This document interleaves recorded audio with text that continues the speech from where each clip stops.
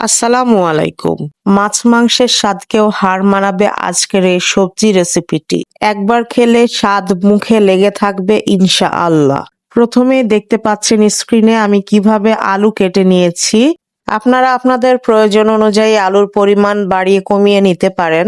এরপরে নিয়ে নিয়েছি ধুন্দুল পরিমাণ মতো। আপনারা দেখতে পাচ্ছেন স্ক্রিনে আমি কিভাবে কেটে নিয়েছি। পরিমাণ মতো বুটের ডাল সারা রাত ভিজিয়ে রেখেছি।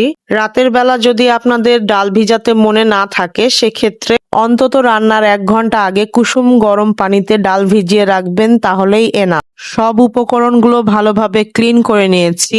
আমার বিশ্বাস এই রেসিপিটি আপনি যদি একবার ট্রাই করেন তো আপনার মাঝে মধ্যে এই রেসিপিটি ট্রাই করতে মনে চাইবে ইনশাল্লাহ। কারণ রেসিপিটি একদম লাইট, খেতে এত ভালো লাগে গরমের মধ্যে আপনার কোনো আনইজি ফিল হবে না খাওয়ার সময়। চুলায় একটি প্যানে পরিমাণ মতো পানি আমি গরম করতে রেখেছিলাম। পানি গরম হয়ে গিয়েছে। পানি বলক এলে অ্যাড করে দিয়েছি ধুয়ে ক্লিন করে রাখা বুটের ডাল এবং এখন এটাকে খুব ভালোভাবে সিদ্ধ করে নিব। এক কথায় বলতে পারেন তীব্র গরমে এটি একটি কমফোর্ট ফুড। বাসায় যেদিন এই সবজি রেসিপিটি রান্না করবেন সেদিন আর অন্য কোনো তরকারি না হলেও চলবে, এতটাই মজা হয় এই সবজি রেসিপিটি। ডাল সিদ্ধ হতে থাক, অন্য চুলায় আমি একটি প্যান দিয়ে দিয়েছি এবং প্যানটা গরম হয়ে এলে পরিমাণ মতন তেল অ্যাড করেছি। তেল হালকা গরম হলে অ্যাড করছি পরিমাণ মতন পেঁয়াজ কুচি। একটু মনোযোগ দিয়ে শুনবেন। ডাল সিদ্ধ হয়ে এলে ডাল সিদ্ধর পানি ছেঁকে ফেলে দিবেন না। ডাল সিদ্ধর পানি দিয়ে সম্পূর্ণ মশলা কষাবো আজকের এই রেসিপিতে। আমি কোনো এক্সট্রা গরম পানি বা নর্মাল পানি অ্যাড করব না। পেঁয়াজ ব্রাউন হয়ে এলে অ্যাড করে দিব সামান্য কিছু ডাল সিদ্ধর গরম পানি। সেদ্ধ ডালের পানি কেন ফেলে দিবেন না, আমি রান্নার মাঝে মাঝে সেই তথ্য আপনাদেরকে দিতে থাকবো। ডাল সেদ্ধ করার সময় এর ভেতরে ভিটামিন বি, বিশেষ করে ভিটামিন বি কমপ্লেক্স এবং খনিজ উপাদানগুলো পানিতে মিশে যায়। অ্যাড করছি স্বাদ অনুযায়ী লবণ, মরিচের গুঁড়া 1 টি-স্পুন অ্যান্ড হলুদের গুঁড়া 1/2 টি-স্পুন। এই পানি ফেলে দিলে ডালের পুষ্টির একটি বড় অংশ নষ্ট হয়ে যায়। অ্যাড করছি 2 টি-স্পুন আদা রসুন পেস্ট। মশলা মিক্স করে লো ফ্লেমে ভালোভাবে কষিয়ে নিব। ডাল সেদ্ধ করা পানিতে ডালের আসল ফ্লেভার বা ঘ্রাণ থাকে। এই পানি দিয়ে মশলা কষালে তরকারির স্বাদ অনেক সুস্বাদু হয়। ডালে থাকা প্রোটিন এবং কার্বোহাইড্রেটের কিছু অংশ পানিতে দ্রবীভূত অবস্থায় থাকে। ডাল সেদ্ধর পানি রেখে দিলে এই শক্তি আপনার শরীরে সঠিক উপায়ে পৌঁছাবে। ডাল সেদ্ধর পানিতে অনেক সময় দ্রবণীয় ফাইবার থাকে যা হজম প্রক্রিয়ায় সাহায্য করতে পারে। এ পর্যায়ে একটু হাত দিয়ে চেক করে নিচ্ছি ডাল সিদ্ধ হয়ে গিয়েছে। আমি চুলা বন্ধ করে দিব এবং ডাল এ পানিতে রেখে দিব। এখান থেকে আমি মশলা কষানোর সময় অল্প অল্প করে পানি অ্যাড করতে থাকবো। ডাল সেদ্ধ করার পর পানি রেখে দিলে এর ভিটামিন ও খনিজ উপাদানগুলো খাবারের সাথে থেকে যায়, যা স্বাস্থ্যের জন্য উপকারী। ধুন্দুলে প্রচুর পরিমাণে ভিটামিন সি, ভিটামিন এ এবং আয়রন রয়েছে। ধুন্দুলে ক্যালোরি ও ফ্যাটের পরিমাণ খুবই কম, যা ওজন নিয়ন্ত্রণে সাহায্য করে। এতে প্রচুর ডায়েটারি ফাইবার থাকে যা হজম প্রক্রিয়া উন্নত করে। গরমকালে ধুন্দুল খাওয়ার উপকারিতা অনেক বেশি। অ্যাড করছি 1 টি-স্পুন ধনিয়ার গুঁড়া এবং 1/2 টি-স্পুন গরম মশলার গুঁড়া। ভালোভাবে মিক্স করে কষিয়ে নিব। ধুন্দুলের প্রায় 95% পানি, যা প্রচন্ড গরমে শরীরের পানি শূন্যতা দূর করে এবং শরীর ভিতর থেকে ঠান্ডা রাখে।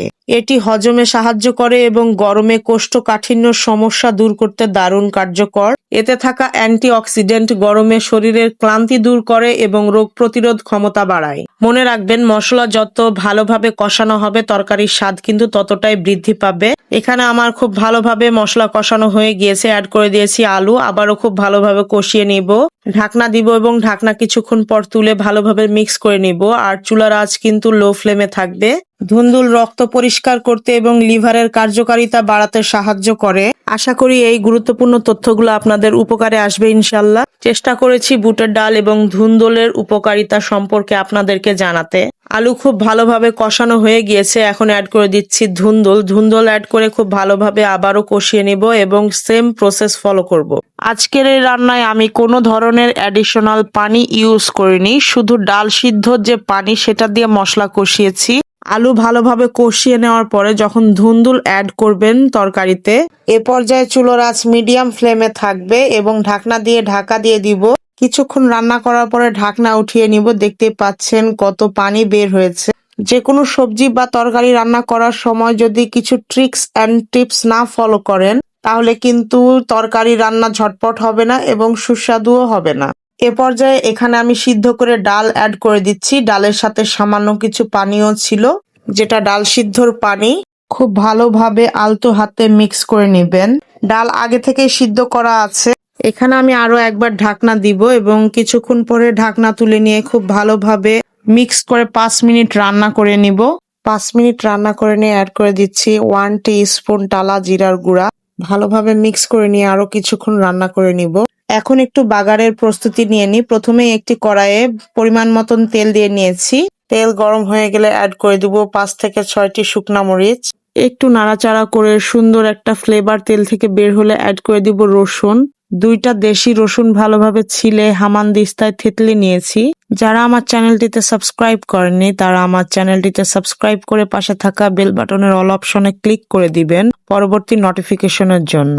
রসুন ব্রাউন হয়ে গিয়েছে, এখন আমি এটা বাগার দিয়ে নিচ্ছি। দেখতেই পাচ্ছেন আপনারা স্ক্রিনে বাগার দেওয়া হয়ে গিয়েছে। এখন আমি সবজি খুব ভালোভাবে মিক্স করে নিব।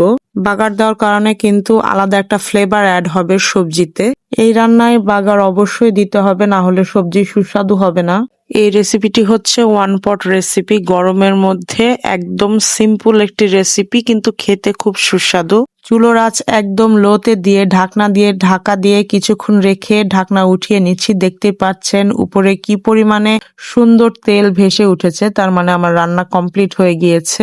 অবশ্যই লবণ চেক করে নেবেন। অ্যাড করে দিচ্ছি কুচি করে রাখা ধনিয়া পাতা। যারা ধনিয়া পাতা পছন্দ করেন না তারা স্কিপ করতে পারেন, তবে ধনিয়া পাতা অ্যাড করলে দুর্দান্ত ফ্লেভার অ্যাড হয়। আমার পার্সোনাল ওপিনিয়ন, অবশ্যই ধনিয়া পাতা দিবেন। আরো কয়েক মিনিট রান্না করলেই রান্না কমপ্লিট হয়ে যাবে। দেখা হচ্ছে পরবর্তী কোনো রেসিপিতে। সেই পর্যন্ত সবাই ভালো থাকবেন, সুস্থ থাকবেন, আমাদের জন্য দোয়া করবেন। আল্লাহ হাফেজ।